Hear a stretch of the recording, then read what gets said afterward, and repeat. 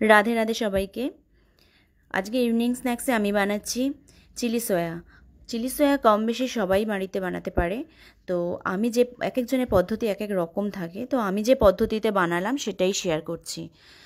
প্রথমে আমি সয়াবিনগুলোকে হালকা নুন দিয়ে গরম জলে ভাপিয়ে নিয়েছি। এবার তাকে ভালো করে জল ঝরিয়ে নিংড়ে নিয়ে একটা বাটিতে কর্নফ্লাওয়ার, তার মধ্যে কর্নফ্লাওয়ার, আদা রসুন বাটা, সামান্য নুন, একটু ধনে গুঁড়ো, একটু জিরে গুঁড়ো দিয়ে ভালো করে মাখিয়ে ম্যারিনেট করে 5 মিনিট কি 10 মিনিট রেখে দেবো।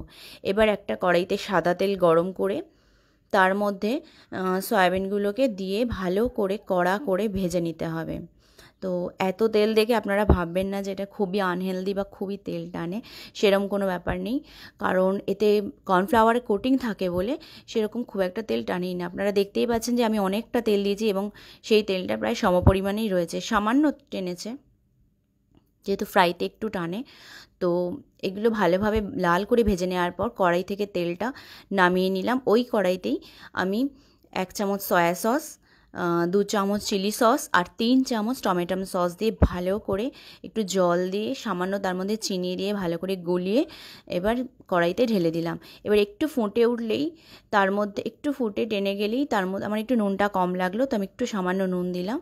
তো তারপর ভাজা সয়াবিনগুলোকে দিয়ে দিতে হবে। এবার ভালো করে সেটাকে শুকনো করে নেড়ে নিতে হবে, একদম টেনে যাবে, সসটা গায়ে লেগে যাবে।